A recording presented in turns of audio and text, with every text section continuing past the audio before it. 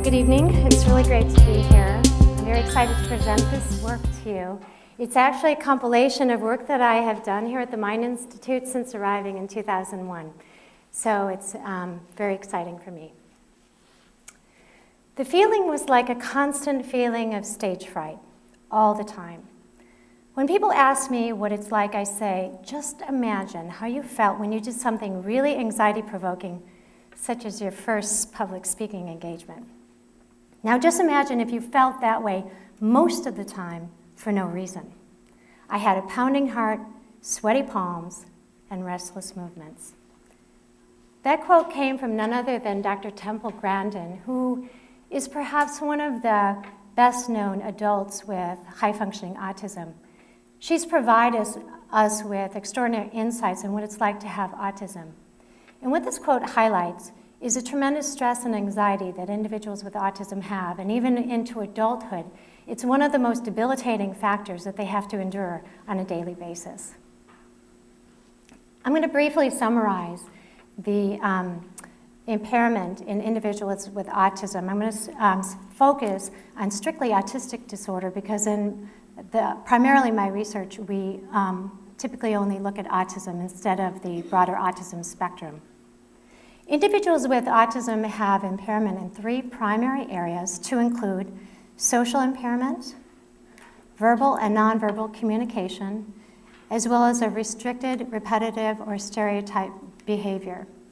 Now I'm going to walk through this with you a little bit. The social behavior can manifest itself, in a number of ways to include poor eye contact, which is something that we hear a lot about, but not everybody with autism has poor eye contact. Individuals with autism often exhibit aloof or disinterested type of behavior. They often have inappropriate or maladaptive responding. They often fail to develop appropriate peer relationships, and this is something that is particularly challenging for individuals, especially as they accelerate through the school years. Kids with autism and adults often have a lack of affect, and what that means is many times their facial expressions are rather flat, and you can't really tell what they're feeling. They often have limited shared enjoyment, so even though they might engage in an activity with you, they don't seem to really get into it and at least share what they're doing with others. And this other thing called poor joint attention, and that is joint referencing. So for example, if I was to look over here, most of you spontaneously would follow my gaze even without me prompting you. Many individuals with autism don't do that naturally. Let me just give you an example here of just some kids that I worked with in a documentary when I was in Minnesota. And I can find my cursor, there we go. And there's no sound on this, I just want to give an example. These are some kids, like I said, that I worked with. And even though they're surrounded by people, they seem to live in a world of their own and don't seem to interact many times with others. This is a child who, even though there's all of us around him, he just briefly will, look at you and then go away. Now, the communication, again, can manifest itself in many ways. There can be a complete absence of expressive language, or it can be delayed. They often engage in what we call echolalia. I'm going to give you an example of that on a video in just a moment. And what this is the repetition of speech, either immediately or delayed. Sometimes many parents will report to me that kids with autism will, even though they won't speak readily, will imitate words or expressions from television shows or commercials just at random. They often have a lack of prosody. This is a lack of emotional intonation in speech that we come by naturally, or they may have an unusual intonation. Their language, they often have difficulty with abstract, ambiguous language, which means oftentimes have difficulty understanding innuendo, humor, things like this. Also, they have deficits in nonverbal communication to include gestures. So again, here's just an example for you. There we go. Oh, let me just wait 1 second. I will show, let's see if I can stop this. Okay, let me go back. I'm going to show you 3 examples. The first example is a child who has a lack of expressive language and typically just uses utterances to communicate. The second example is an individual who shows this immediate echolalia that I described. And the third example is this unusual prosody or atypical emotional intonation in speech. So here we go. No, we don't. Let's find my cursor. This was fun. There we go. There we go.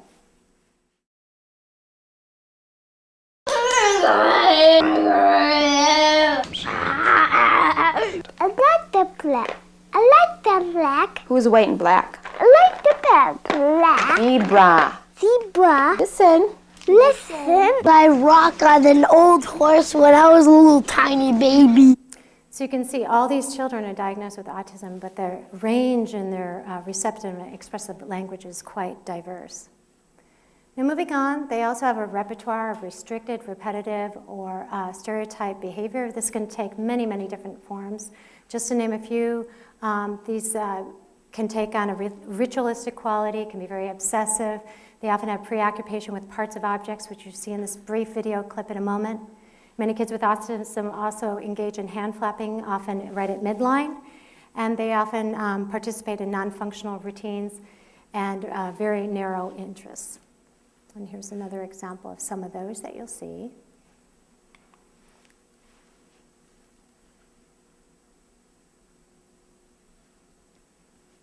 So there's a child, although he's playing with a toy, he was just looking at the wheels. This child spends hours a day just shredding paper out of telephone books, and if he's not prevented from doing so, will continue to do that throughout the day. Unfortunately, some of our kids' repetitive behavior is also self-injury. And this is those midline hand movements I was talking about. So this is a quote from Dr. Leo Kanner, who was the first to describe autism in 11 cases back in 1943. And even though anxiety and stress does not fit into the classic diagnostic criteria of autism, even in these early observations, he noted that individuals with autism often have this extreme difficulty transitioning to new experiences and want a preservation of sameness.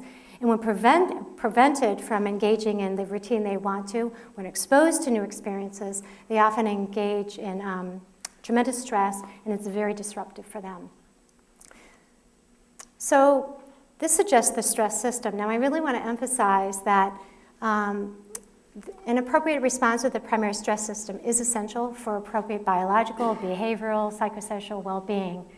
However, inappropriate responsiveness of the stress system can result in impairments in development and contribute to a variety of endocrine, metabolic, and even psychiatric conditions. Many of you have heard about the fight or flight response.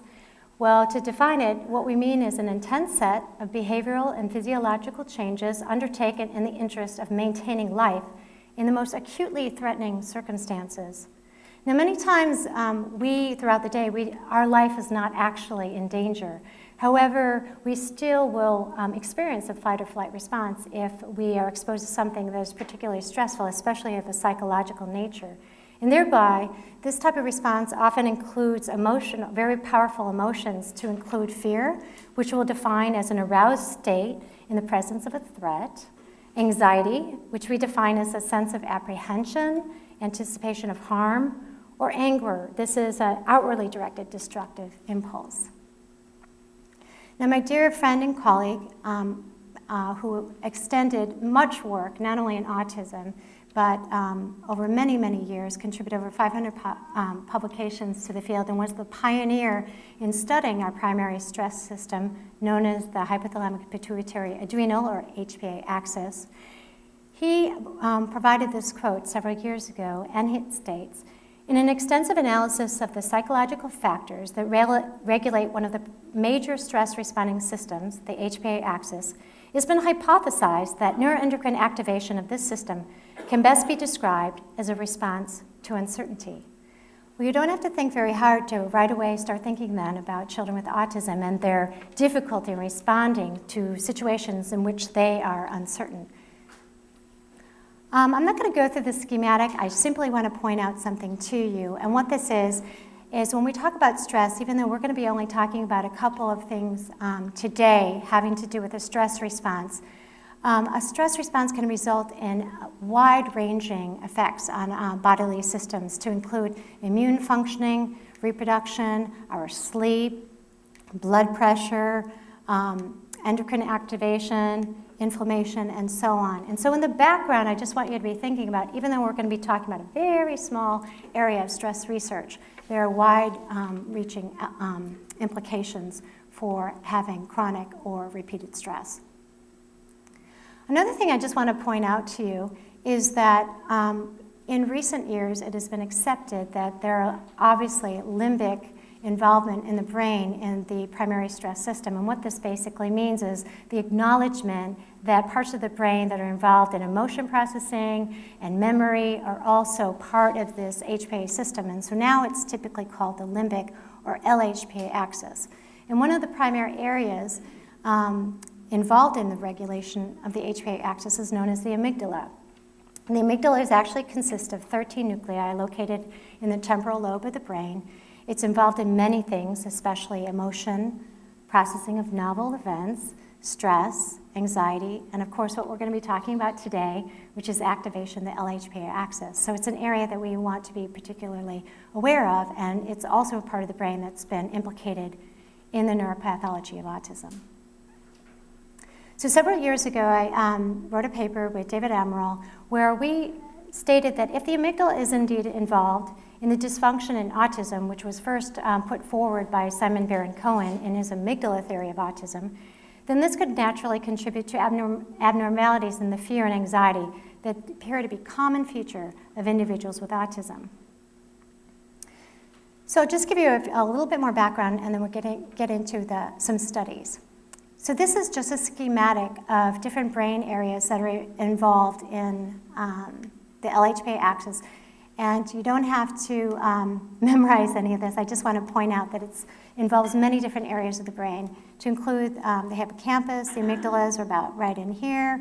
Also, primary structure is the adrenal cortex. This is what we call the neuroendocrine cascade. So when we experience a stress response, this is kind of what happens. It sets up a whole chain of events. So let's just imagine for a minute that we are exposed to a novel event that violates our expectations. The amygdala comes online to provide the emotional meaning of the event. The prefrontal cortex, this part of the brain right up here, provides kind of the social context, the social milieu that's happening. The hippocampus, which is critical to memory, allows the organism or the individual to determine whether or not this event has occurred before. And combined together, helps to process quickly whether or not a stress response is appropriate. Assuming that it is, then this chain of events occurs. The hippocampus releases a neurochemical called GABA, which acts on this part of the brain called the hypothalamus, which is a critical regulatory part of the brain.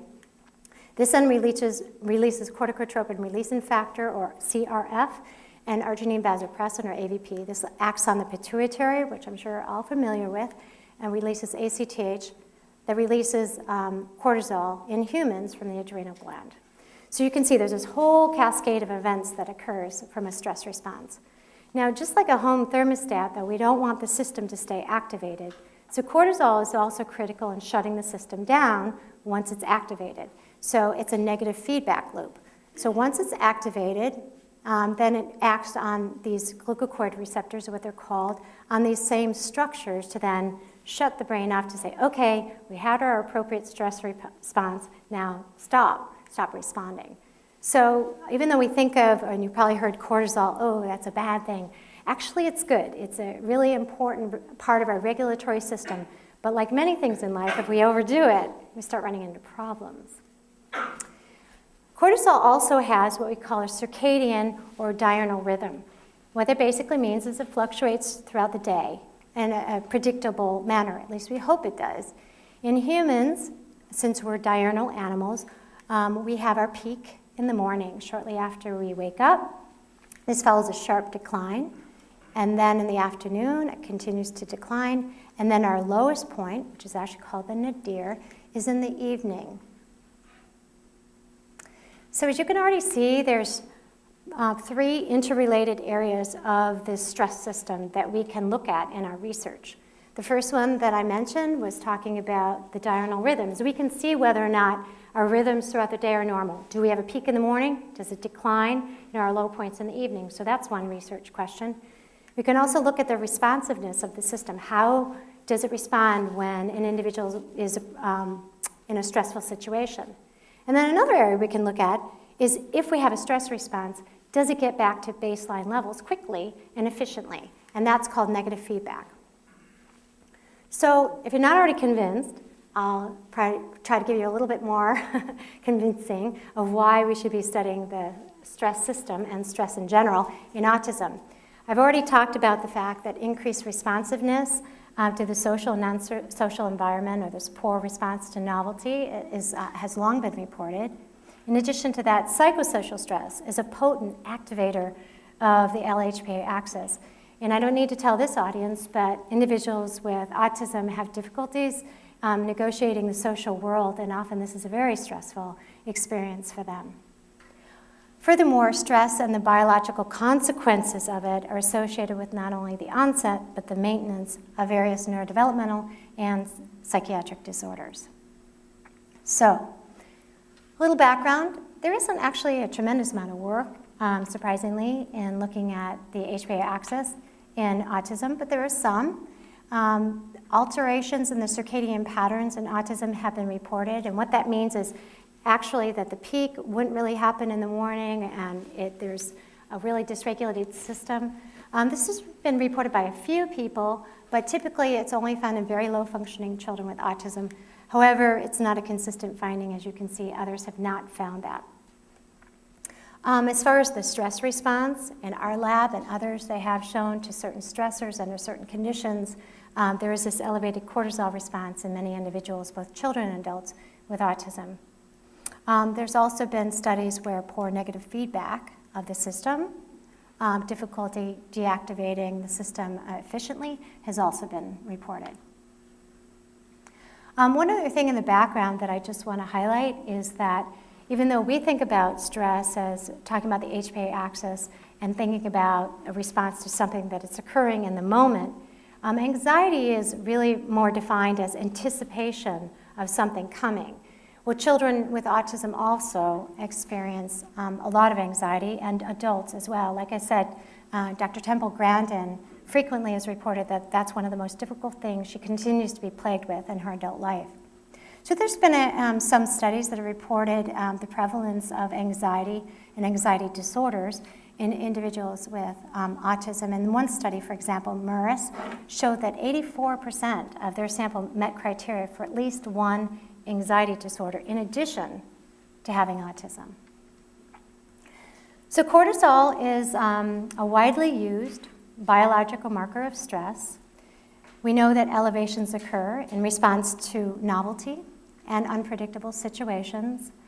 Although cortisol can be detected in blood, fortunately for us, it's also found in saliva, so it provides a very nice non-invasive sampling technique. And we can see dependable changes in saliva after about 20 minutes. So what that means is if I was to get stressed right now, in approximately 20 minutes, if I was to provide a saliva sample, you would be able to determine by my level of cortisol whether or not I had truly been stressed from a biological standpoint. So I'm going to get into some data now talking about, this is our first study that we reported on a very small sample of subjects, but it was our first endeavor. We had a couple of hypotheses. And again, they were in line with talking about the three interrelated modes of the HPA axis. So the first one, we wanted to see whether or not children with autism would have a normal circadian rhythm. We predicted that they would. In terms of reaction to stress, we predicted that children would show an elevated cortisol response to a non-social stressor, and I'll tell you what that is in a moment. And if they did have a stress response, that we predicted it was going to be prolonged. We used a number of measures in our studies. We used the Autism Diagnostic Observation Schedule to clarify diagnosis. We had IQ tests and other things too that we're not including here. A couple things that we'll get to a little bit later on in the talk are two parent report measures. One is called the Stress Survey Schedule. This is a measure that was specifically designed for individuals with autism and other neurodevelopmental disorders. It highlights in their stress responses that individuals that have typically developing kids might not understand, like, does your child get stressed at birthday parties? You know, many people that don't have a child with autism wouldn't understand that question and often ask, is this a typo? You know, there's something not quite right with this question.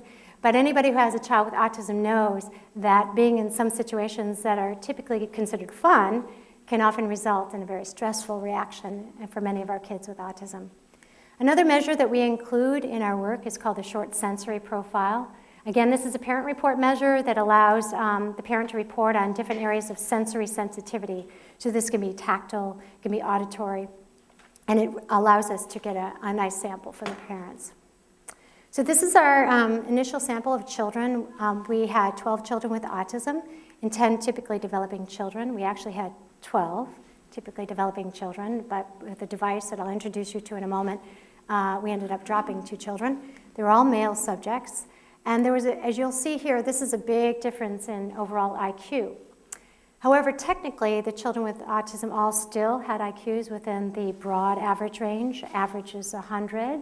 Broad average range still would include 70, above 70. But this is, might be a factor in the results of our study, which we'll get to again in a little while. So we used home-based sampling. So we taught parents to take samples for us from the home environment. This allowed us to look at the circadian variation in the real-world situation. In addition to that, it allowed us to get a baseline level to compare our stress response to in the same afternoon. So what is normally their cortisol level. That gave us a really good comparison point. So this is what's called a track cap. This is a container that we store our test tubes, which is featured right here in this container.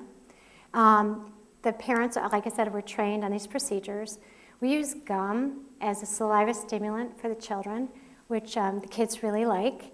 In addition to that, we teach them and we even pay them to spit, which a lot of parents just think it's quite fascinating. They tell their kids don't spit, and Dr. Corbett says you can spit, and I'm going to pay you to do it. So anyway, so we like that.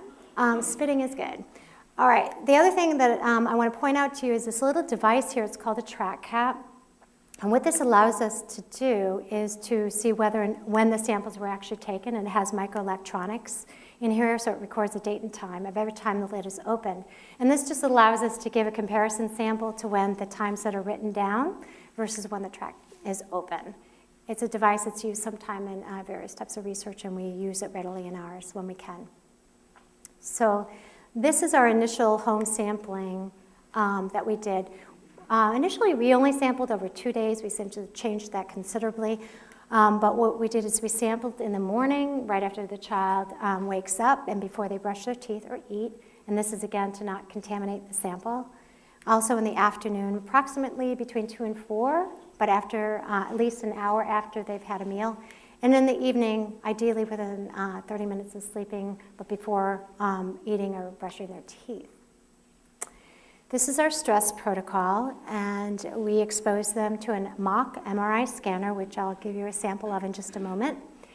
We took a sample immediately upon the child's arrival to the Imaging Research Center. and then 20 minutes after they were exposed to the mock MRI, 40 minutes after, and then the final sample for this study was taken 2 hours from the home environment. So as you can see, the reason for the 20 minutes, obviously, was so that we could detect cortisol at those key time points. So this is our stressor.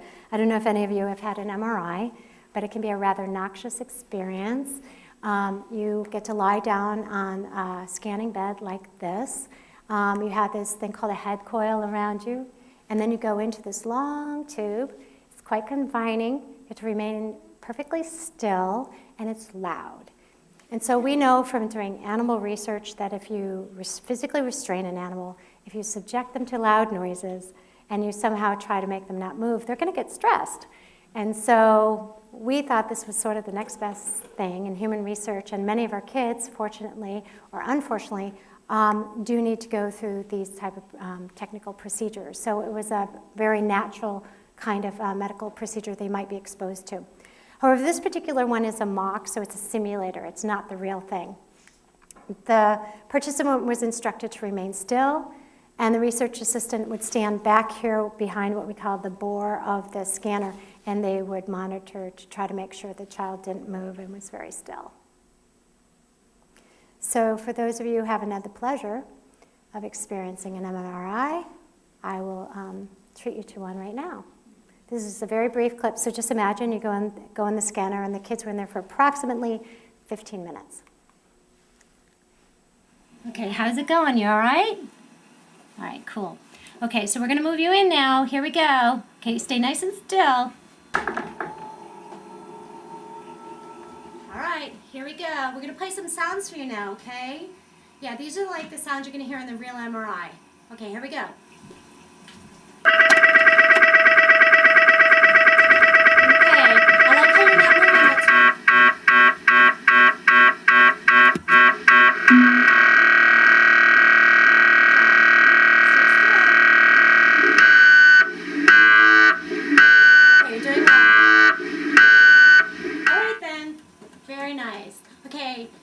You did really well. We're going to bring you out now, okay? Here we go. Keep your arms to your side. Isn't that fun? So the reason things are upside down, too, by the way, is we expose the children. They look up and they see out a prism. And in the real MRI, we have our stimuli that's presented upside down. Yeah, question? You really have them in 15 minutes, did you? Mm-hmm. Really? Well, that was just a clip. That was edited. I have a really hard time imagining having an autistic child in there for 15 minutes. Yeah, we do. And we put them in the real MRI, and they're in there then for an hour. So, yeah, they've been incredibly cooperative, many of our kids. They've done great. Better than a lot of adults I know. So, yeah, we have. But this is a mock MRI, and also, too, it's important to point out if a child refused to participate, if the parent, or if we determined it was just really too stressful, we aborted the procedure. That was just part of our protocol. So as you can probably already imagine, we predicted that basically one of two things could happen. This is just a schematic. They're exposed to the mock MRI, and here they're exposed to it 20 minutes later. What could happen? Well, maybe there would be no response, right? That the cortisol level would just stay flat, and we wouldn't really detect any changes. In contrast, if there's a stress response, then we would predict that there might be a rise in salivary cortisol at the 20-minute mark. So, first of all, let me go ahead and show you the results of the circadian rhythm. All right. This is what we call the x-axis, for those of you who aren't as familiar with looking at these type of graphs. Time is on this axis, and then over here is the y-axis, and that's where cortisol values are. Children with autism are represented here by a square, and typically developing kids in a triangle. And what we're looking at here is just the circadian rhythm over those initial 2 days. And this is just the mean, so this is just the average. Here's the morning, afternoon, evening. On this particular study, although we don't do this anymore, we started in the afternoon. But anyway, just by looking at this graph, you can kind of say, well, you know, the children with autism, they look pretty typical, right, to the typically developing kids. So we didn't really see much of a difference there. So this is a spaghetti plot, and these are the typically developing kids. And you can see they look pretty similar to one another. I mean, there's some variability, but really when you look at the scale, there's really not that much. However, here's our kids with autism. Right away, you can see quite a difference. And in fact, when we put them side by side, using the same scale, there's quite a difference. And right away, even though we didn't have a large enough sample to do more sophisticated statistics, right away, you can look at this and say, wow, there's a big difference between these two groups, right? Another thing you can look at is just look at the autism group, and you can say, there's a lot of variability just within the autism group. And then if I presented these to you in color, what you'd be able to see is even within an individual child from day to day, there's a lot of variability. So that was a big clue for us of what to do next. But before I go there, let's talk about the stress protocol. So again, time we present here on the x-axis, cortisol over here, autism again in the squares. So upon arrival to the Imaging Research Center, pointed out as 0, the children with autism look very much like the typically developing children. Both arrive, cortisol samples about the same. The typically developing children, upon exposure to the mock MRI, if anything, had no response or even went down, which is a finding that is often found in typically developing children. They actually have this diminution. It actually goes down when they come into the lab. However, in sharp contrast, many of our kids had quite an increase at the 20-minute mark to the mock MRI. And then it continued to stay elevated at 40 minutes, but by the time they got home 2 hours later, now it was back down again. Now, this is not all of the children I want to highlight, but many of them, enough to make the group show a significant elevation. So what do these initial results tell us? Well, that in terms of, they both show a normal circadian rhythm in absolute terms, peak in the morning, trough or low point in the evening. But the children with autism obviously have a lot more variability than the typically developing children. In response, and that was a statistically significant finding. In terms of the response to stress, children with autism as a group show elevations in cortisol in contrast to the typical kids who did not show this particular stress response. And one thing I really want to highlight is the behavioral response, that we didn't see any significant observable differences in the groups. And I know that you had pointed out that how do you get these kids in there? Well, many of them went in there just fine. And in fact, when we implemented the study, I called up my colleague, Dr. Gig Seymour Levine, and I said, you know, I don't know if this is really a stressor because the kids are going in, they're staying in, they're coming out, I don't know.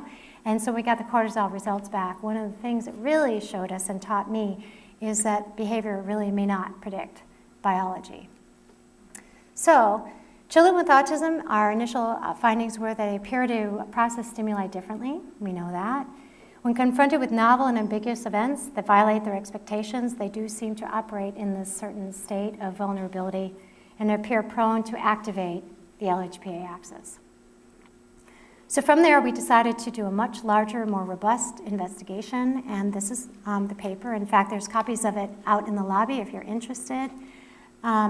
This study was an expansion. When you go from one study to the next, you want to find out a couple of things. One is see whether or not you're going to replicate your findings. And second of all, to hopefully do an even better job and ask additional questions. And that's what we did with this investigation.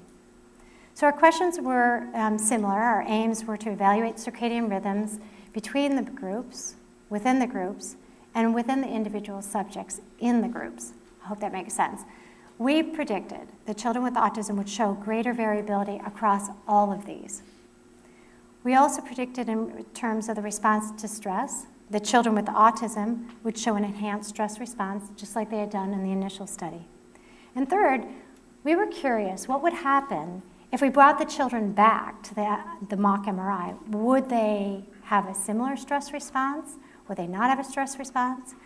And what we predicted was if they did indeed show this stress response predicted here, that they would actually have a decrease in stress. This is called habituation, that upon re-exposure, the cortisol would go down.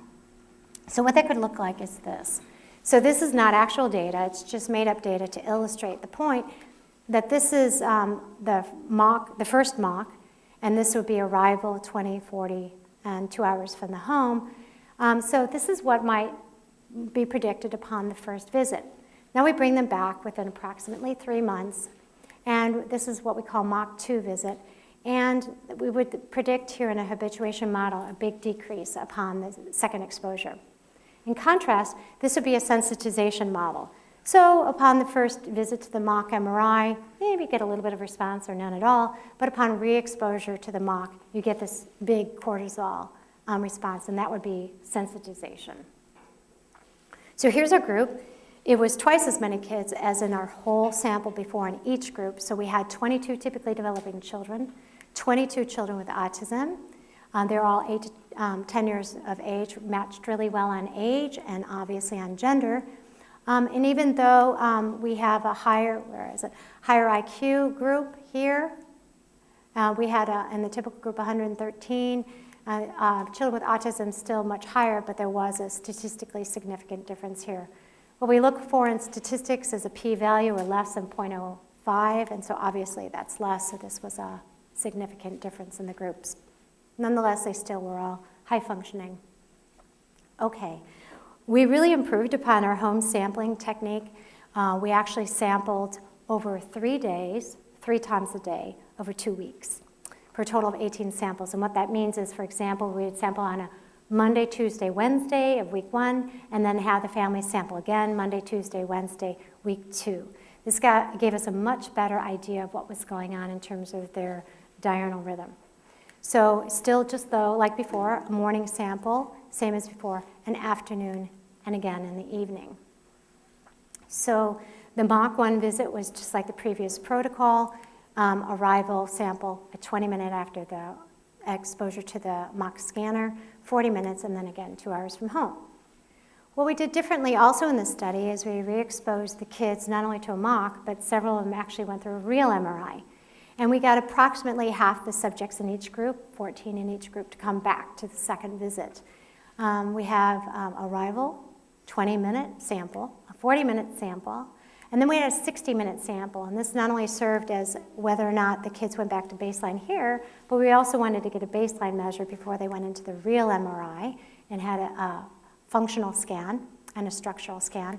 But then we took, as soon as they came out of the scanner, we took another sample here. For those of you in the audience that are interested in statistics, I just want to basically say we used a linear mixed model. This allowed us to assess the entire time course. It also allowed us to look at a variety of things simultaneously, like the daily pattern of cortisol, changes over time, the response to stress, as well as differences in all of these patterns between the groups. So here's another example from this study, because this was a completely different sample than what was in the first study. And so here you have a graph of children with autism, and this is typical. I realized I had it reversed in the first one. But right away, let's look at the typical group first. You have a really nice circadian pattern, just like we want in a regulatory system. We want our biology to be very predictable, and this particular child, that's just what it is. This is on the same time scale. This is a child with autism. And again, just like we showed previously, they do have peaks in the morning and the lowest point in the evening, but there's a lot of dysregulation. There's a lot of variability there. Here's the results statistically, but that's not as interesting to look at, so we'll look at pictures instead. Again, let me explain this to you. So here is time, here on our x-axis. What this is morning, afternoon, evening, on day 1, day 2, 3, 4, and so on. And then this is cortisol, and it's actually logged, which if we can describe that more later if you're interested. Children with autism are represented on this particular graph in the dark solid line, typically developing children in the dashed line. So I'm just going to point out our primary findings for this study. As you can see by these blue arrows here, one thing that we found was a consistently elevated values in the autism group for when we combined all of the evening values as well as the individual evening values.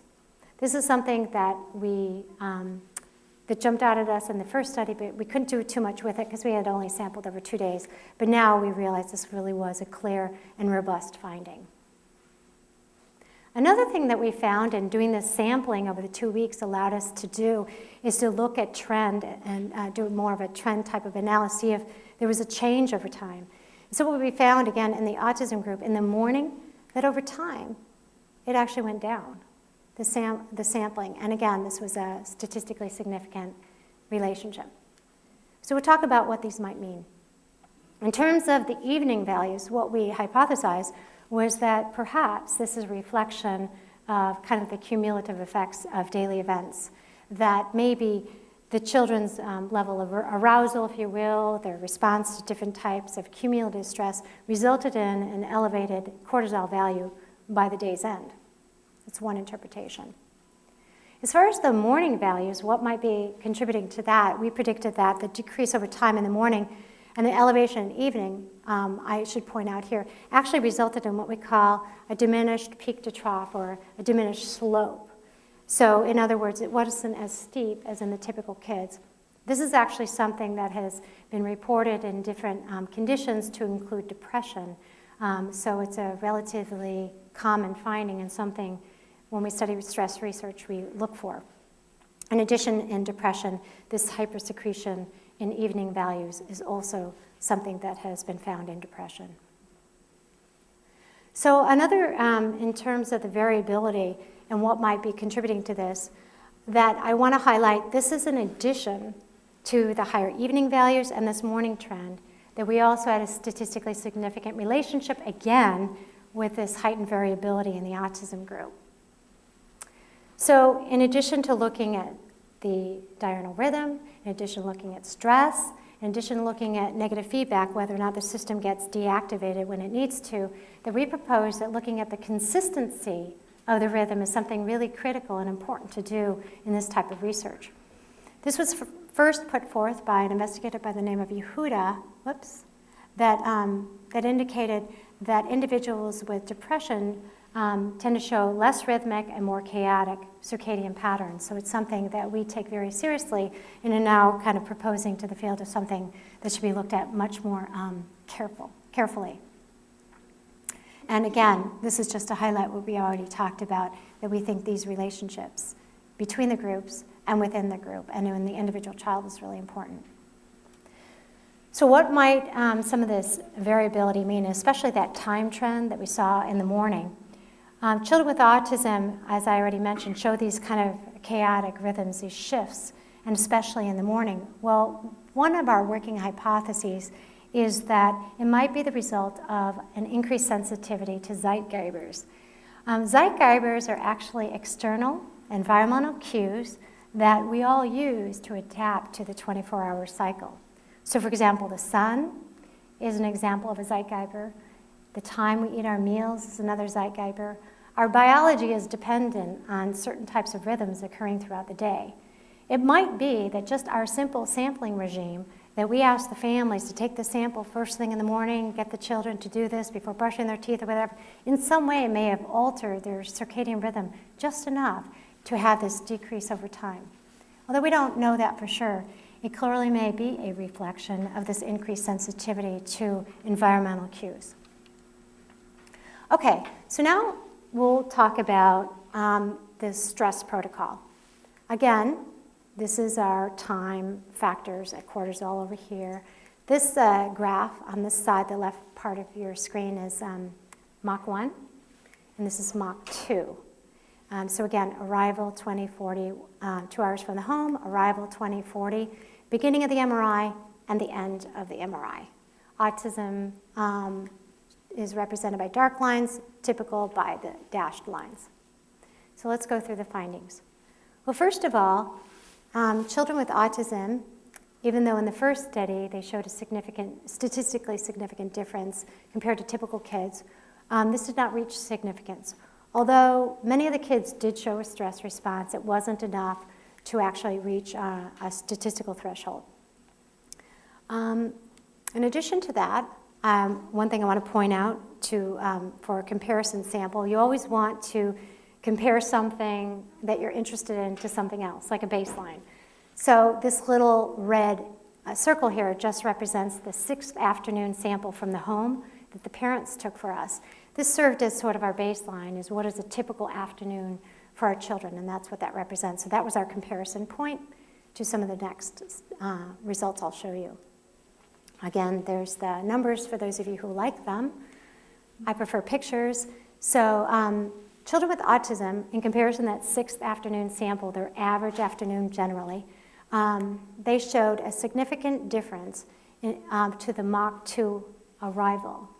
So this wasn't in response to actually being exposed to the actual Mach, but upon just simply arriving to the Imaging Research Center.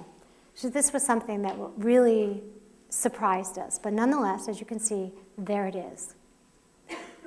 What was even more surprising is our typically developing children had the same thing. And not only the same thing compared to the 6th afternoon sample, but also a huge difference compared to their first arrival. Obviously, this wasn't predicted, but this is one of the wonderful things about research, is your data speaks to you and teaches you things that you never otherwise would have predicted. And this was one of them. So what does this mean? Well, it appears that this enhanced cortisol responsiveness upon the arrival strongly suggests an anticipatory stress response that fits this profile of expectancy related to the upcoming re-exposure to the Mach MRI. So going back, you remember that one of our working definitions of activation of the LHPA axis was in response to novelty or violations of expectations. Well, if that's the case and the LHPA axis is responding now, this is not a novel event. This is something that obviously we've already experienced, and now we're anticipating it. So we have to broaden our definition of the responsiveness of the LHPA axis. Another thing that it suggests is that there are psychological factors that are tied into the metabolic variables that upon re-exposure to the stressor, these appraisal mechanisms, these cognitive and emotional factors are obviously influencing the responsiveness of the stress system. One thing, though, to point out is just because we have a cortisol response doesn't mean it's necessarily a bad thing, that it does also prepare us as individuals for something that is anticipated that we think is potentially threatening.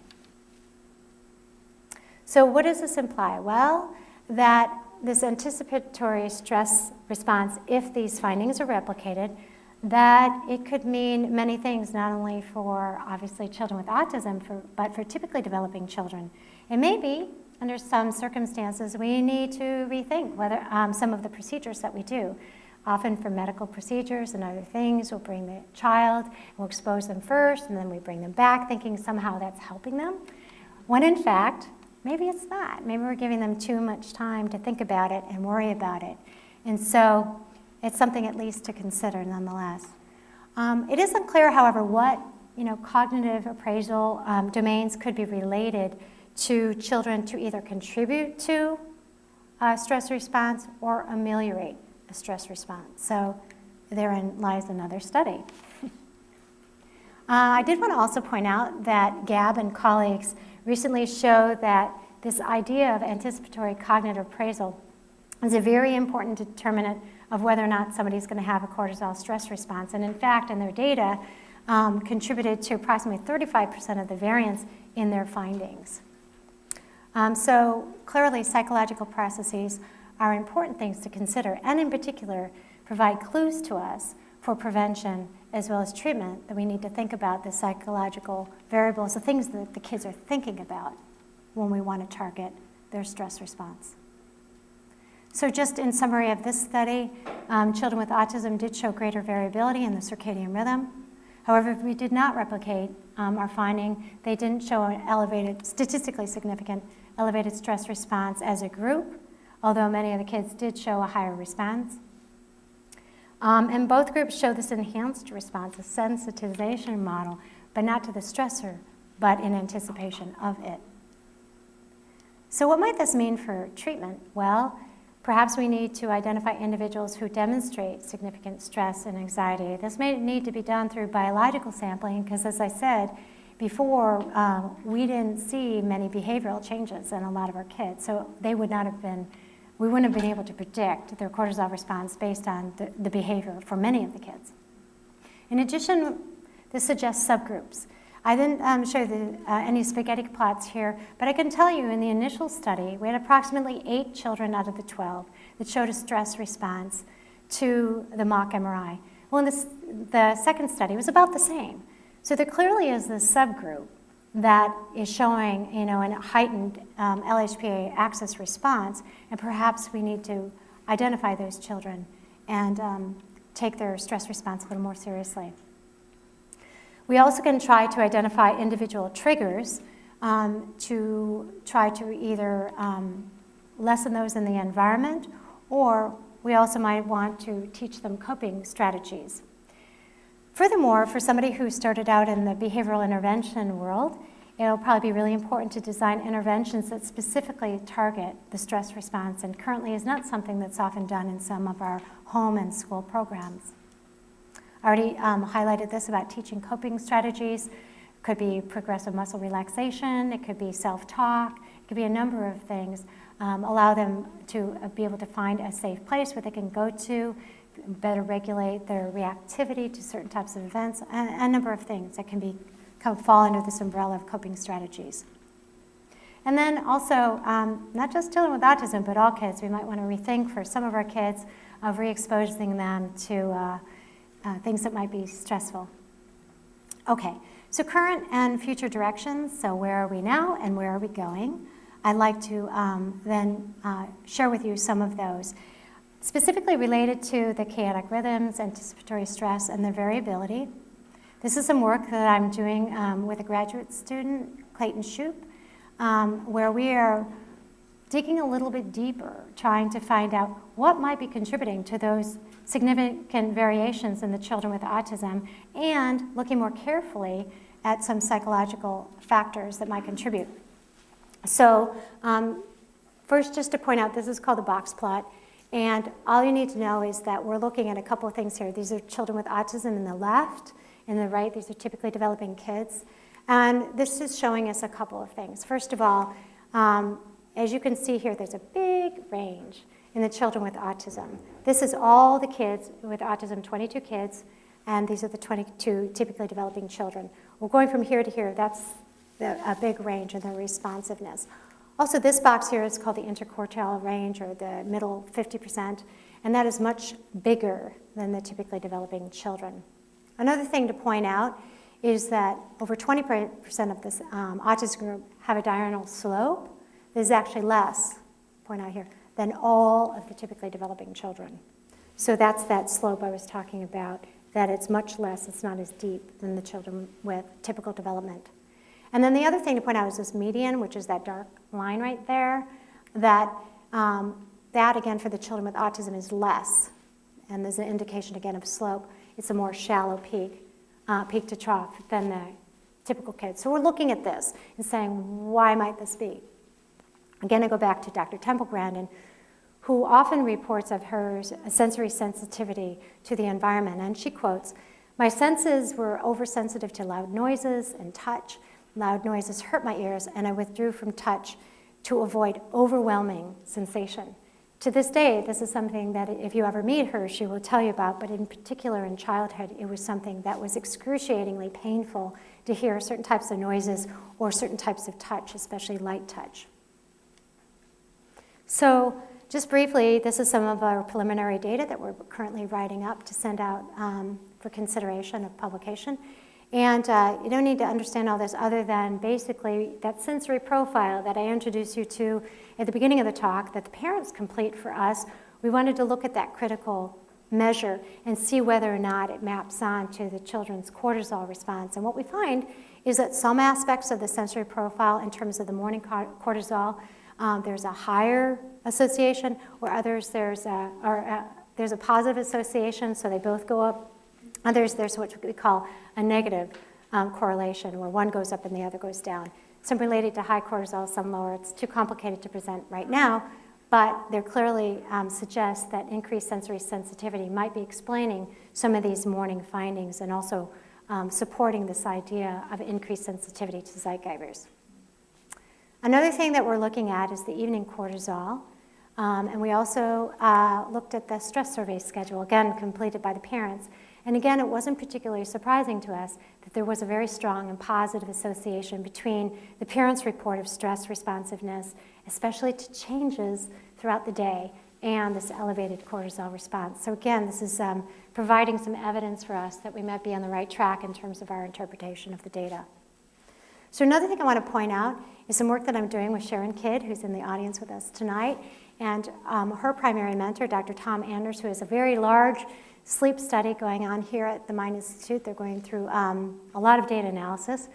This particular sample was comprised of children with autism. There were 28 kids, 30 with typical development. These are very young children, 2 to 5.5 years of age. They wear this device, which is called an actigraph, for 7 nights. Sharon is in the audience. She can do a lot better job of explaining this whole study if you're interested. But what the study involves 3 phases. There's a baseline phase, phase 1, at 3 months, and then at 6 months. And what Sharon did is actually take samples in the home. Again, parents helped us out here over 3 days times 2 days over these 3 phases of the study. And these are some of the, as you can clearly see, these are some of the data that's provided by these kids. So the mean salivary cortisol levels in the children with autism compared to the typical kids across the 2 consecutive days and phases. And one thing, and we're still very much going through the data, Sharon's working really hard on this project, numerous variables, lots of things to consider and look at, especially in the relationship between cortisol and sleep. But one interesting thing that I just want to highlight is, again, this idea of variability in our kids. And what you're seeing here, this is collapse data, so it's looking over all the different phases. But the red is representative of the variability or standard deviation of children with autism, and the blue are the typically developing kids. This is waking in the morning sample, afternoon, and evening. And the typically developing children are seemingly showing a little bit more variability in these kind of morning samples, but the children with autism are showing much more variability in this young sample for evening of the kids with autism. We have a lot more to look at in terms of these relationships, what might be contributing to this. And again, this is group data. So again, there might be subgroups here. We're not quite sure. And there are some other things that potentially related to sleep, but that will be Sharon's talk probably in the fall. So another thing that we're doing in the lab is we're looking beyond autism to see the functioning of the HPA axis and other neurodevelopmental disorders, and namely Tourette syndrome. There's another paper of mine that came out last month, and it's a very similar protocol, so I won't walk through it, to one that you've already seen, but I did in collaboration with my colleague, was at Davis, now at Berkeley, Dr. Sylvia Bungay. So for those of you who don't know that much about Tourette syndrome, it is another neurodevelopmental disorder, and it's diagnosed by an individual having both motor tics and verbal or phonic tics. And they have to have at least 2 motor tics, which I'll give you some examples of in a moment, and at least 1 vocal tic. This is a really amazing video that was put out by HBO, and the Tourette Society of America gave me permission to show this in my presentation. And so this does a better job of explaining what Tourette's is than I ever could. Tourette syndrome.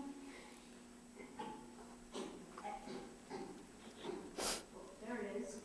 Tourette syndrome is a certain brain defect. It's a neurological problem that I was born with that causes you to tick. Ticks control our bodies, kicking like coughing, twitching, snapping all the time. Do a lot of things people wouldn't like. My mom calls me the mouse because I make little squeaking noise. Shaking my head. Now that I said it, I have to do it. I got it. Working my arms. And everybody thought I was trying to laugh.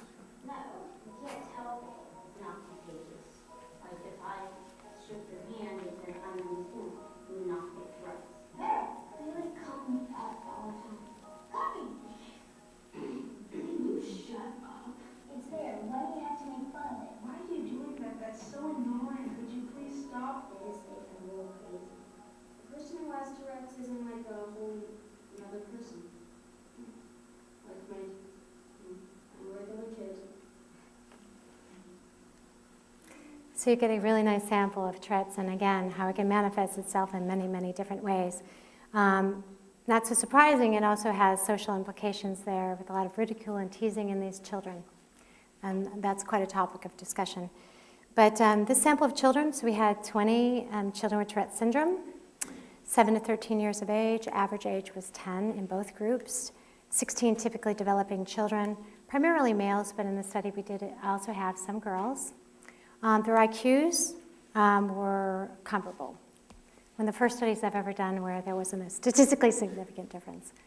Okay, so as far as stress-related fluctuations, this is a really common finding in Tourette's syndrome, that many individuals will report that their tics really get a lot worse upon exposure to a stressor, lots of anxiety, fatigue, emotional trauma, these kind of things that really exacerbate their tics.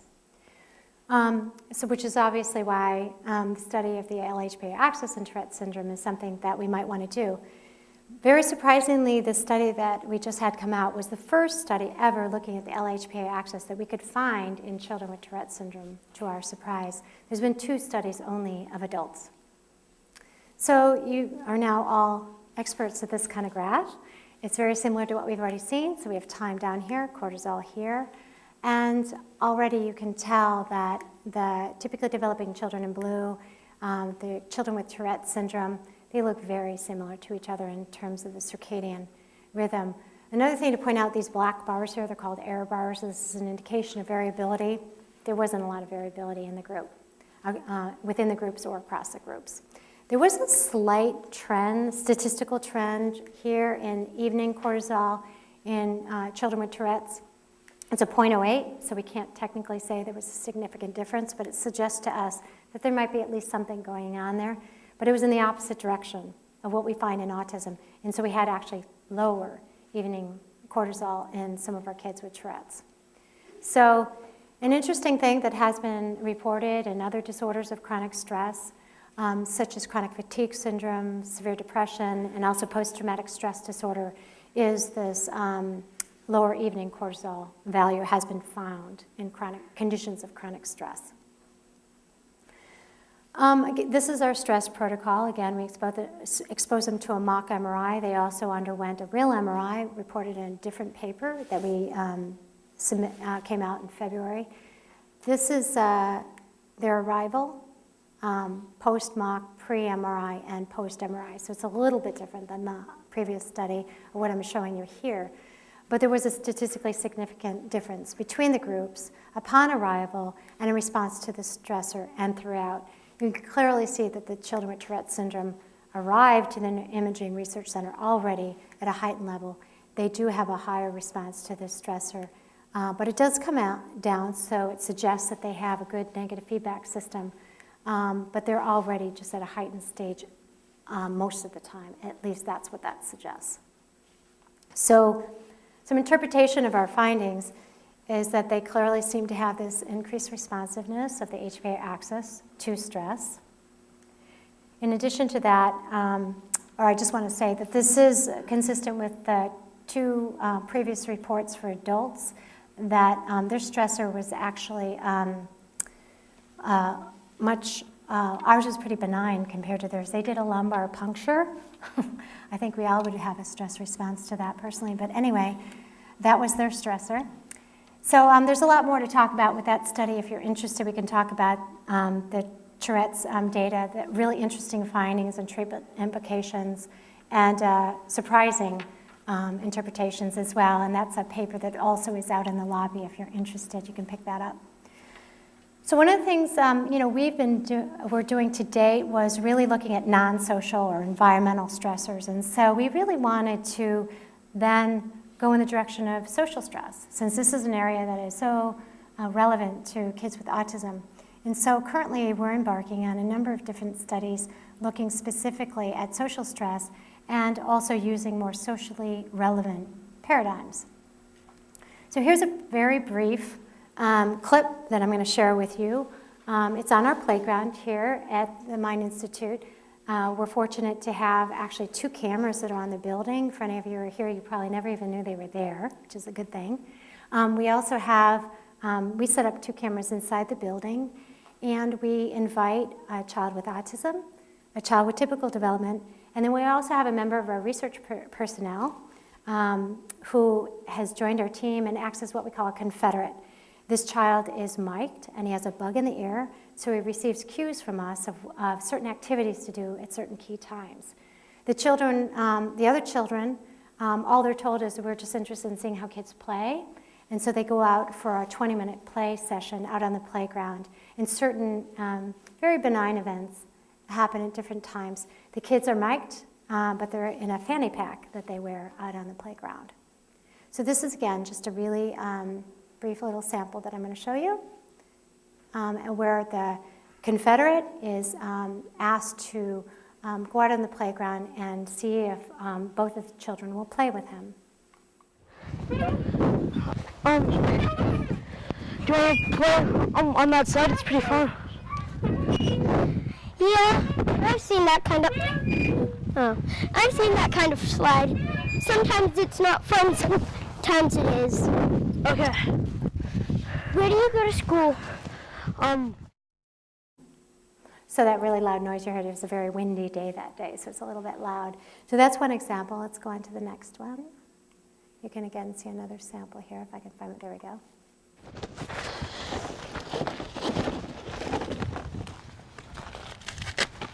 I've never seen these before. You want to play with us? No. Okay. You think there are supposed to be 2 for every player? So these are just 2 very short clips. This goes on for about 20 minutes. The children engage in free play, interactive gross motor play where they run around. And then more we try to elicit, or the confederate tries to elicit more interactive cooperative play with toys that have been brought out onto the playground. We're looking at a number of different behaviors. David Simon, who's in my lab, is doing detailed behavioral coding of the children, not just in terms of the frequency of the behavior, but also what we call interactive translational bouts of who does what to whom. In other words, we're trying to see detailed analysis of how these social interactions are occurring, who's initiating, and so on, how long they last, and that's all being done in a very detailed manner with these different video clips. I'm just going to briefly point out to you here some representative children that these are 2 children with autism, and all I want to point out is not only is their behavior different in terms of their social behavior, which is predictable, but there's also a high level of variability in their cortisol response. This is just pilot data. We're not going to look at the group data till we get all done with the study. But as you can see here, this is actually arrival to the playground, 20, 40, and 60 minutes. And this child with autism, clearly this is not a particularly stressful event. However, this child, even though these are pretty benign, just play interactions, just 3 kids on a playground, just asking to play, we're not exposing them to anything particularly frightening or anything. Clearly he's having quite a significant stress response, and it remains quite elevated. Later on, I'll give you a hint as to what the differences we're seeing in these groups in terms of their stress response. Lastly, another area that we're looking at is, I told you that some of the kids are not only providing cortisol samples, but are also participating in a real MRI and a functional MRI. And so what we're doing is going back to this all-important structure called the amygdala, and we're doing structural tracing of the right and left amygdala in different sections, and it creates a volume. And then we're able to measure that numerically and determine the size of the amygdala through these manual tracings. This is an example. The volume of the amygdala has been reported by some as being enlarged in some children with autism, although it's still a little bit controversial. Some people are finding it, some are not. But nonetheless, in our study, what you see here, this is the right amygdala volume, this is the left amygdala volume. Typical kids in blue, dots. Each one of those dots are an individual child. And then the children with autism are represented in green. And what we showed here, we didn't see a significant difference in the overall volume between the two groups for the right or the left amygdala. But again, something that you don't need to know a lot about statistics to immediately see. There's a lot of variability, once again, in our children with autism in terms of their amygdala volume. And in fact, that's something that we looked at then. So we looked at just the autism group, and we went back to some of the psychological variables. And lo and behold, we found that there was this negative relationship in terms of social anxiety and the size of the amygdala, such that the smaller amygdala was associated with more anxiety in the children with autism. Another thing we're doing is we're exposing the children to some of these really pleasant faces that are rapidly presented to them when they're in the scanner. And we're seeing whether or not it activates this part of the brain, again, the amygdala, and other structures. Another thing we're doing is other types of paradigms. Is an emotion, object, thing, I think that's a categorization, and person matching, and to see whether or not that recruits the amygdala as well as other structures. This is a paper that we have under review currently, and we're looking at, again, the patterns in children with autism, and we're in the process now statistically of seeing whether or not that's going to relate to cortisol. I'll let you know how that turns out eventually. So in summary, the cumulative findings that I presented to you so far show that there clearly is dysregulation of the LHP axis between children with autism and typical kids within the autism group, as well as in individual subjects. And it also suggests that there seems to be a really complex interplay between physiological responses and behavior of stress, and also the idea that sensory sensitivity may also be playing a role here. So I don't think I have to convince people, although maybe a reviewer from time to time or people that are funding my research, but I think there's a lot of compelling evidence of the importance of this research and to better understanding the role of the LHP axis in both the neuropathology as well as the sequelae or the pattern of responses in children with autism. So at the beginning, my talk was clues into the rhythms and reactions of children with autism. So to look at it from that perspective, what might we take away from this in how we proceed from here and in terms of treatment as well? Well, we can clearly indicate now that there is dysregulation and regulatory factors, it seems, in many of our children with autism. It's not all of them, but it's clearly something we have to take into consideration and do take seriously. This increased sensitivity to environmental factors, and our hypothesis anyway of increased sensitivity to Zeitgebers, is also something we need to pay particular attention of. One step is looking at sleep. Other things can be taken into consideration, also seeing their sensory sensitivity to different types of stimuli. And then daily stress obviously likely contributes to this increased cortisol value in the evening, and looking at the child and doing a careful analysis of different types of days. We mostly sample, for example, on just during the week because we want things to be pretty stable and when they're in school and that sort of thing. But it might be worth it to look at circadian rhythms across different types of things, like when a child goes on vacation, right? Or whether they're at summer school or other types of things. So that, again, that's something else we can look at in a more careful way. In terms of the reaction or responsiveness to stress, it does appear that there are subgroups in stress response in autism, and that I've already said behavior clearly does not predict biology, because most of our kids, we wouldn't have been able to say, oh, there's the cortisol stress responder. And so it's something that we need to, again, look at much more carefully.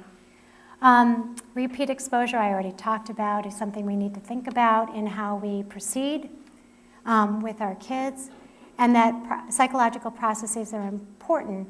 And so it does suggest that when we're thinking about treatment, that we might want to specifically target how the children are thinking in order to help them with coping, help them to understand their biological responses, tune into their bodies a little bit more, notice when they're maybe getting sweaty, notice when they're getting uncomfortable with the situation, and then teach them things to do with that, whether that means remove themselves temporarily from the situation, learn to do self-talk or self-soothing, and a variety of different strategies that can be incorporated into other treatment regimes they've already got going on. So this is my lab, is a social emotional neuroscience endocrinology, or a SENSE lab. And it was clear from the data I presented, we're looking at behavior, we're also looking at response to emotions. We studied different parts of the brain, in particular the amygdala, both in terms of function and structure, and our beloved neuroendocrine cascade, the LHPA axis, and how these all tie in together. I just want to leave you with this. I started out working in the homes of children with autism, and I think that was my best lab, and it's a lab that I will never forget. And I need to constantly be reminded of what our families are exposed with from a daily basis. And so whenever I get too immersed in the data that I'm presenting, I go back and I try to think about these wise words of wisdom that a parent presented in a documentary we did in Minnesota. For me, the hardest day in our lives was the day we got the diagnosis. That was the hardest day. Now you just stay busy trying to find something that'll help. So that's something that keeps me honest. That's something that keeps me going, that I think about, that we can't, it's not enough to just find out this information, but next step is we really need to do something about it. I really want to thank the children and families that participate in my research. They really are part of our research team. They collect our samples for us in the homes. They really become experts at saliva sampling, which we're grateful for. My funding is provided by NIH Career Development Training Award, also the Department of Psychiatry Tupin Award, and the Mind Institute investigator-initiated pilot grant also provided funding for this work I presented to you tonight. I especially want to acknowledge my mentor and dear friend Seymour Levine, that although he was on the earth with us for 81 years and published over 500 publications and was one of the pioneers in the field of stress research, his time was not long enough. I also want to acknowledge Barbara Levine, who's his wife and who's here with me sharing this evening tonight. Thank you for being here. Dr. Sally Mendoza, who I continue to collaborate at the UC Davis Primate Center, who does all of our assays and much more, who's on all my papers. Jake Wegland, the statistician, formerly on several of my papers, and Dr. Tom Anders, who does all the sleep research with us here. And I can't do this alone. I have most of my Spit Kit team, as I so fondly call them, in the audience. So I just want to acknowledge them. Many of them are here. I don't want to embarrass them. Some are a little bit shy. But anyway, Vanessa Carmine, who's been in my lab 3 years, who's now on her way to graduate school in Colorado. Niles Ryan, who's now running my lab and doing a great job of it. Joan Gunther, a graduate, or postdoctoral fellow, sorry, Joan, in my lab and working with other investigators here. Kimberly Lonnie, who's doing a really wonderful social stress study with me at the Mind Institute as part of her dissertation. David Simon, I already told you, he's doing all these amazing behavioral coding, detailed analysis on our data. Clayton Shoup, who's a graduate student in statistics, who's doing all this wonderful work. Bailey Murray, who's our wonderful Confederate, who's in the audience with us, who goes out on the playground with our kids and who's a really important member of our research team. Sterling Schwartz, my son, who of course was not about to come to his mother's talk. And Brian Snook, another volunteer in our lab, recent UC Davis graduate. Supriya Gill, Devin Wells, and Annie Riffey, all have recently joined the team and volunteer in our lab, and we're grateful. And then Sally Mendoza's lab, they do all of our assays at the endocrine core on campus.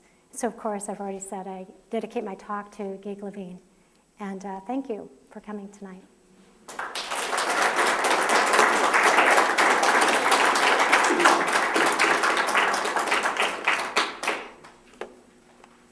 So, pardon? Yes, I want to open up to questions, and I encourage them. So if I went too fast, if there's anything you don't understand, or you want to give us great ideas for our next studies, by all means, let us know. We have a microphone, so John Brown will bring you the microphone. Thanks. I wonder if there's been a particular neurotransmitter implicated in the LPHA axis, thinking about pharmaceutical treatments? Well, not exactly. I mean, there's been a number of neurotransmitters that have been identified. We know serotonin obviously has been implicated and others, but there hasn't been the direct relationship. At this point, we're not ready to then immediately leap into treatment. There might be some clues. There's a mecamoline is something that has been tried that directly targets the LHPA axis. It hasn't been tried, as far as I know, yet in autism. There's a study underway here at the Mind looking at it, but I don't think there's any data yet. But it is being used now in Tourette syndrome. as a treatment and specifically trying to target stress. But that's something that eventually down the road that we want to do. Being a behaviorist, I always want to start there and see if there's something that we can do to ameliorate their stress. But in combination with some of my MD colleagues, it's clear something that we're talking about as far as doing a clinical trial. Yeah. Can you say a little bit more about the high level of cortisol in the evening in the autistic children and their sleep problems? Do you think that's like a major contributor, or do you think there's many other factors as well? Actually, at least in the 2 studies that I reported, there was no relationship with sleep. However, caveat is that we, in those studies, use a pretty crude measure of sleep. It's based simply on parent report, is the sleep latency, so we're not using an actigraph and that sort of thing. But even so, I think, I don't know if Sharon Kidd wants to give away any of her secrets with her data at this point. There aren't obvious relationships with a lot of it, but Sharon, it's up to you whether or not you want to address this question since it's really your primary study. I could just talk just briefly. Are you talking about the time it takes to fall asleep and whether that was related to cortisol? Yeah. And waking up during the night as well. Yeah, we're looking at a couple measures. Frequency of number of wakings during the night and the number of minutes that are awake during the night, time to fall asleep. But I'm sort of in the midst of doing that now. I can tell you that the only sleep measure that seems like it might be related is the number of minutes awake during the night. And that might increase the midday level of cortisol. Did you all hear that? So you want to say it one more time? So the only thing, she's looking at many, many different variables of sleep in a much more sophisticated way than we did. And the only primary factor is the minutes awake during the night. So we used sleep actigraph or a sleep watch to measure that. We looked at 24 hours of sleep before the day that the cortisol was measured, minutes awake during the night, frequency, a number of times awake during the night, and the amount of time in minutes it takes to fall asleep. And so far, it looks like the minutes awake during the night might be related. Thanks, Sharon. There's another question over here. I just have a comment. On the second time, thanks. On the second time you did the study for the mock MRI, you were surprised at the findings that they went in with a higher cortisol level. But actually, that kind of makes sense to me because if you think about going to the doctor or the dentist, you know, you're kind of like already stressed about it or nervous. So it seems like it makes good sense, actually. Yeah, I mean, in retrospect, it does make a lot of good sense. But keep in mind, you know, we were pretty hyper-focused on what the response would be for the children with autism. And having done a couple of previous studies, you know, we didn't even think we were going to get any reaction at all in typical kids. The other thing that the reason it was surprising is this was one of the first studies ever of exposing humans to a second stressor. So usually when kids come into the laboratory that are typically developing, their stress response actually goes down. And it's found time and time again. So in fact, one of the criticisms of the work that we did by a reviewer from our first study was, well, so what? They showed a stress response to typical kids. What do you expect, you know? Why don't you use another comparison group? So we really didn't think that we were going to have any kind of response in that typical group. But you're absolutely right. In retrospect, thinking along these lines, you know, that bringing them back. But again, we asked the kids, many of them were really looking forward to having pictures of their brain and looking at that. And again, their behavior didn't in any way give us any clues that they were going to have such a cortisol response. And one thing to emphasize, many of these typical kids, I mean, there was a whopping cortisol response. It was as high as their morning values. It wasn't subtle at all.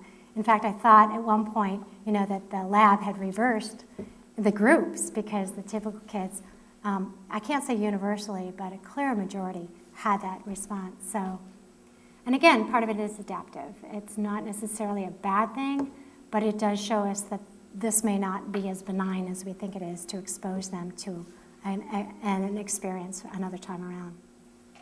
So good point. Yeah. There's a question right here. I'm curious if, in working with autism, I feel feel like we see fight or flight, but we also see freeze reactions. And I'm wondering if that's recognized by the medical community, and if you look at it as being in that kind of pathway, or is it more brainstem and another pathway, or?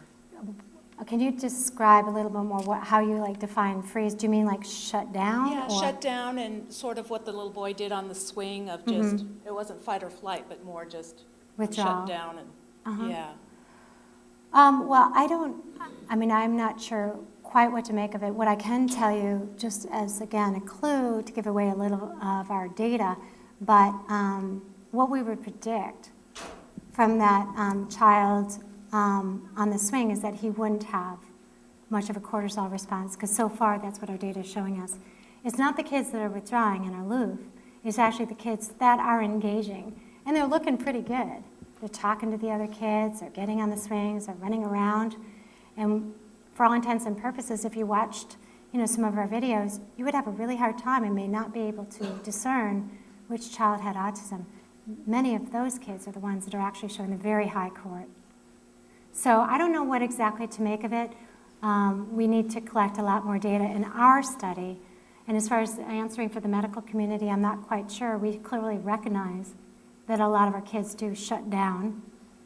And we try to, at least clinically, prevent them from completely shutting down and redirecting or do a number of strategies when we're working with them. I think it's, for that individual child, it might be adaptive as a way to managing a situation. So. I have a question similar to that. I work with very low-functioning children, the worst egregious forms of autism. And if I'm understanding what you're saying the interaction between daily activities causes them stress that sometimes cannot be seen but can be measured with cortisol. But if we follow that through, then wouldn't the most egregious form of the disease show more agitation and not less of the freezing? Or, I work with children who forget how to get up from a standing position, that are just, not emotion in any sense, that could never even participate in some of this. So how would that fit into that category of autistic children? How would your research apply to those children? So one of our next studies will be looking specifically at low-functioning autism. But to be honest with you, the more and more I study this, the less and less I want to talk about autism. Because I think about, there are a lot of subgroups within autism, and even within low-functioning and high-functioning. Some of them broadly experience many of these same things. Some of the stress responses, another reason we're trying to do different types of stressors, it's idiosyncratic. What's going to stress them out. One of the studies we want to do is find out from the parents or care providers like yourself, in this individual child, what's a stressor for them, and conversely, what is really exciting for them, what's really wonderful, Because who knows, they might even have, just a really high court response of things that they just absolutely love as well. That's something that hasn't even been looked at. So it's not really answering your question, but I think that we don't know. But I think that the children with lower functioning autism, because that's the world that I started in, is I think going to be extremely informative and important to look at. The only reason that we've spent so much time primarily looking at high functioning autism is it's hard enough to get these kids, in a scanner, and very low functioning children. It's very hard because they do have to remain still, and it's an extremely challenging procedure, and we can't fully explain to them why we're putting them in this long tube and, strapping them down and asking them not to move. And, that must feel very frightening to them. So we do have other paradigms in the works, though, that we're going to be doing, like going out on the playground, That's something that we can very easily and safely do. And in one of the proposals, the next group that we are going to be doing is exactly the kind of kids that you're working with. So I hope in another year we can answer better. I'm a social worker, and I just noticed that the sleeping patterns are the same in what you're saying. Even in low-functioning autistic children, they stay up all night long, or they get very little sleep, and they're up at 2:30 for the rest of the day for days. So that seems, concurrent with what you're saying, but the rest, I'm just like, I don't know. So the other thing that, and again, I don't want to give away my colleagues' data, but there's some really interesting and surprising findings that are coming out of the sleep research. Dr. Tom Anders, Dr. Beth Goodland-Jones, detailed, comprehensive analysis in the homes working with these families. And their papers will be coming out soon. I encourage you to stay in touch with them. Dr. Tom Anders, Dr. Beth Goodland-Jones, they would love to talk to you about some of their research because it's not as clear-cut as we would think, and not all kids with autism have sleep problems. So it's definitely something that, part of this, just like as researchers, we have interpretations of what we want to call, autism, or a particular group that we're studying. And so we have this sort of fixed mental set of way we think things are going to predict. But then you talk to another group, who have a different question, or have a different population they're working with, and it seems like a whole different group of kids. And so one of the things that we need to just keep doing is, again, larger groups of kids, refine our questions, careful analysis, so that we can identify these different groups within the larger umbrella that we're now calling autism. Yeah. Oh, go ahead. You got the mic. You win. I got a mic. Very similar to what you've already been talking about. But from a parent perspective and having 3 on the spectrum, one of the common things and elements that we see are stresses related to doctor and dentist visits, haircuts, fingernail cuts and toenail cuts, and wondering, is there a research that you're considering in terms of identifying those stressors and some of the maybe common themes of children in a general environment, and maybe that would help more with the Do you know parents and what's whatnot? one study that I know you're going to relate to, because we've talked about these kind of things, is haircuts. I want to collaborate with, somebody who cuts hair and just see, and it might sound really ridiculous, but I know what some of these families endure in the home of just such a simple procedure as getting a haircut. Simple procedure is brushing teeth. And, a lot of times families go, forget it, I'm just not doing it, right? Let them have long hair, we'll worry about the dental plan later, or the dental work later. But those are the kind of things that I think the real world, in science we call that ecologically valid, and those are the kind of studies that actually we're leaning more and more. The playground is just sort of a first step in that direction. So we should talk, because you can give me some great ideas of ways that we can do that. And parents have already shown us they're really wonderful at collecting these samples for us. Less than 1% of all the samples that we collect we have to get rid of because samples have not been collected when they say they've been collected. So we really have a lot of trust in our parents that collect the samples. So again, it could be another type of unique partnership. We got a haircut, this kind of thing, and to design some very careful but really important real-world studies. So I like the idea, and I genuinely think I mean that we should talk about it, what might be helpful in many of our kids. So, yeah. I have a story I just wanted to share about one of my patients. The father told me that he's very low functioning autism. The father told me he recently took him to Disneyland, and they actually took him on a roller coaster ride, which I thought was unbelievable that they'd even dare, and I figured that would be a horrible experience. Yeah. But he actually laughed and giggled the whole way. Mm-hmm. It shocked and surprised me. And I just thought when you do your study on low functioning children with autism, that might be an idea to look at cortisol levels. Does that mean we have to go on the roller coaster?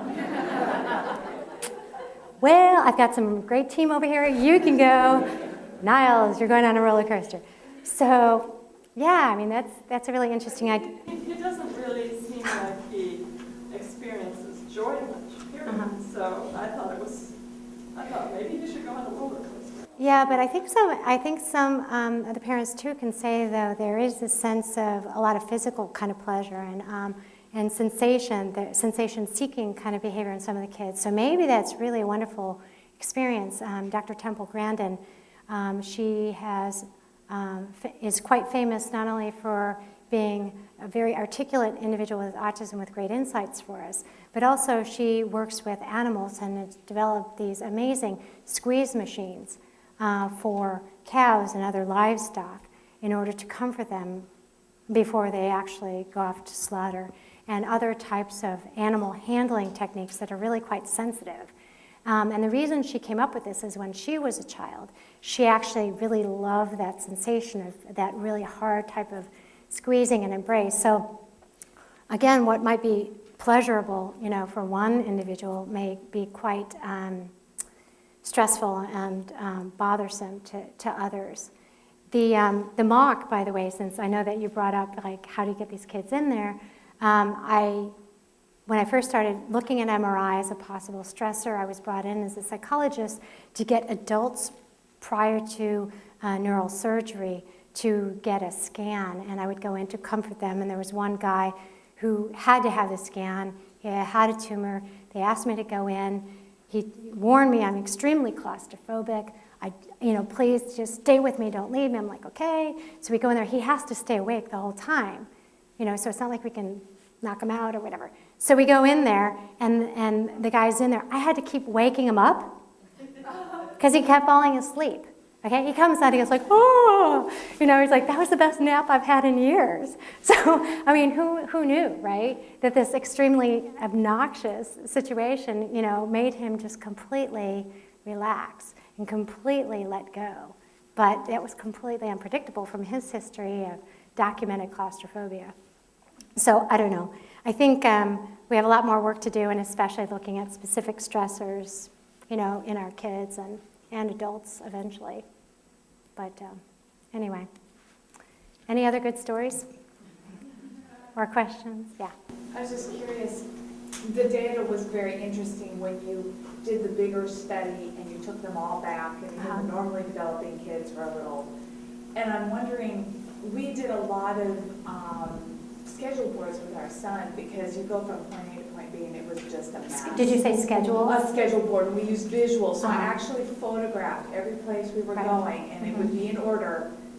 And I'm just curious, if they get that kind of reaction going back to a negative experience, and you prep them, I wonder what their cortisol levels would be if you used a visual schedule board with these kids who are having problems, and then later on you notice, gee, they don't have such a problem with going to the drugstore anymore, but I wonder what their cortisol levels would be. You know what I'm saying?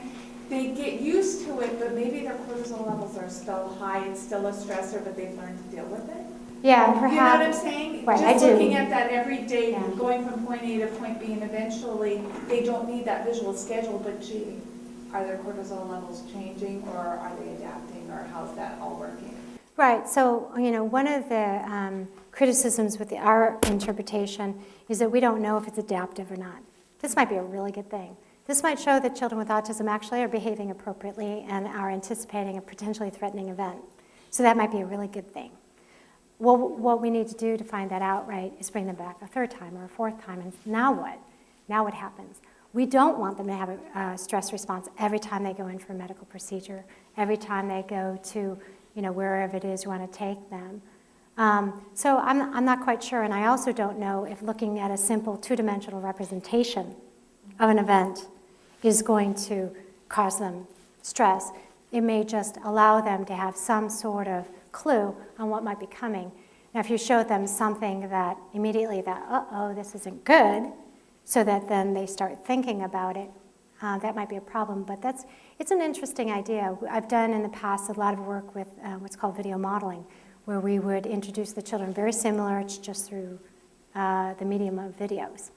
And I've wondered how we could combine that, again, to expose a child to an upcoming event, whether it be a playground interaction, whether it be a doctor's visit or any number, grocery store, to see the same kind of thing. And I don't have an answer for it. Again, there's a lot of open-ended questions right now. But at this point, I would stick with your schedule. If it's working, continue to do that work, because for those in the audience that don't know kind of what we're talking about, there are systems that, like PECs and other schedules, where you present to a child of what they're going to see, what they're going to be exposed to. Routines are often presented this way, right? So the child can get prepared for what's coming. And this has been shown to actually help for many of our kids. So I'm not going to go against that idea at this point. I would just say keep doing what you're doing, and maybe later on we'll incorporate it and see what it looks like. Thank you. Would you join us in thanking Dr. Blythe Corbett for a wonderful evening? Thank you. Thank you so much. if I can just make one more big plug for research at the Mind Institute, and that is just, we really need children with autism to participate in our research, but in particular, we also need typically developing children. So as you're out and about and you're working with kids with autism, you have kids of your own, and people say, gee, how can I help? One of the ways is really to get typical kids involved in our research here. We really need them, but also children and adults. So that's something that we really love, your participation, and we can't do our work without you. So thanks again for coming tonight.